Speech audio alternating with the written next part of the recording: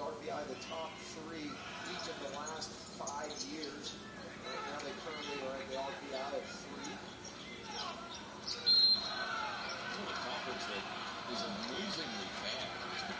Oh, they are horrendous. Their top RPI team is 43. I'm telling you, Colorado's going to win the Pac-12. Colorado's going to win that. The Big Ten, I think, has been surprisingly good, but I just think the Big 12 is going to be right there in the top 2. And Lambert will go to the line.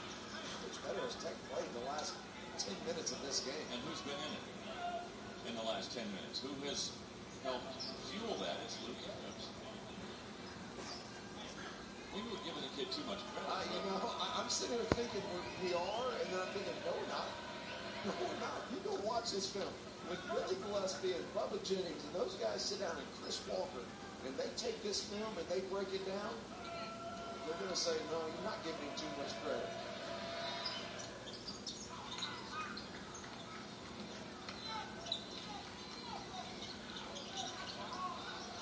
Walk-ons in there now for the Yankees in the closing minute of this contest.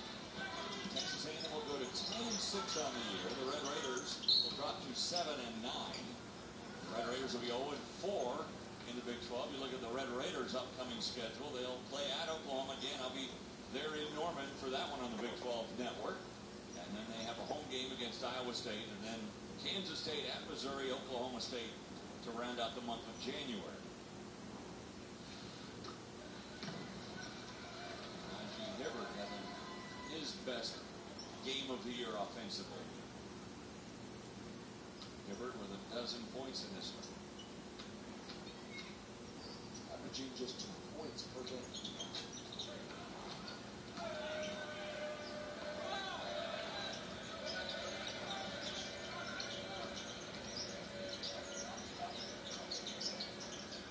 Colbert and fighting hard for some stuff inside. He has 9 rebounds in this game, but only 5 points. Again, almost like a broken record. Another good post-entry pass from Luke Adams.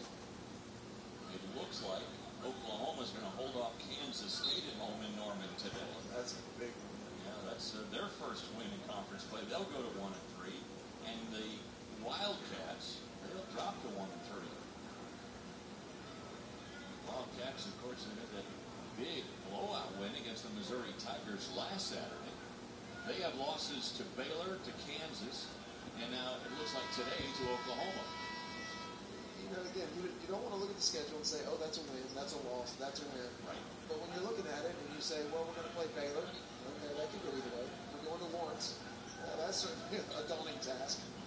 You don't anticipate going to Norman while Lon Kruger's rebuilding and lose a game. That is a nice signature win for Lon Kruger. Lon Kruger, very similar to Billy Gillespie.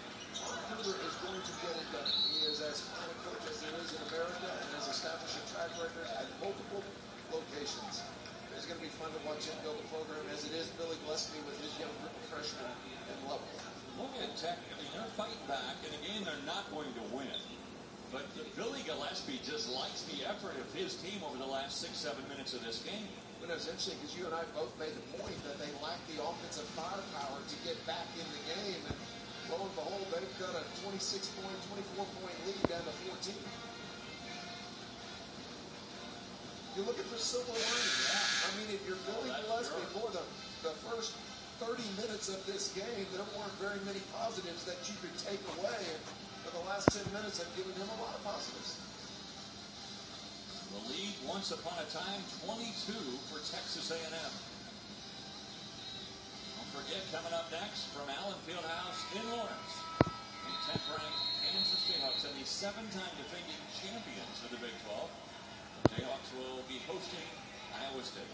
Who's quickly becoming my most underrated or underappreciated player in the Big 12 is Chris Babb for Iowa State. Great defender. Oh my gosh, what he did to Marcus Denman the other night, he took the leading scorer in the conference and really held him to nothing.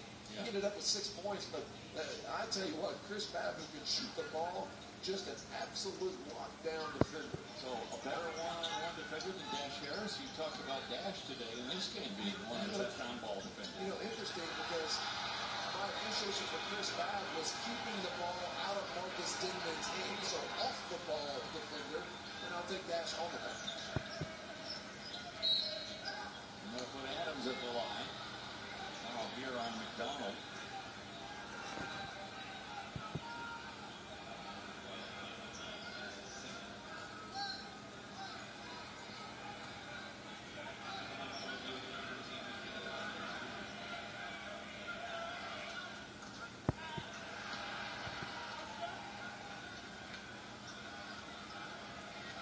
been a lot of fouls in this game.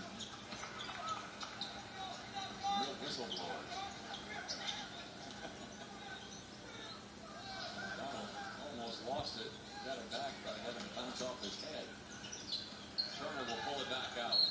And a foul. Could have let that one go, but oh well. I mean, it was a foul. I'm not saying it wasn't a foul, but with 8 seconds. You're anxious to get to the Iowa State-Kansas game. I kind of want to get to that game. I want to get our viewers to that game.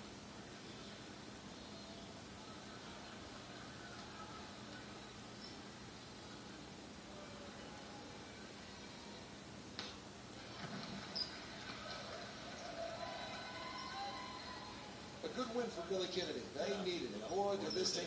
You know, we were talking about it. We didn't think they were at the stage of panic, but close. A loss today would have been huge panic mode. So a win today to take them to 10-6, and more importantly for them, 1-3 in Big 12 play. And at the buzzer, our man Luke Adams with another 3. And that makes the score more respectable, but still a loss for Texas Tech, who drops to 0-4 in Big 12 play. And the Billies meet at half court, and it's Texas A&M who is victorious here today. A good win for Billy Kennedy. They needed a win.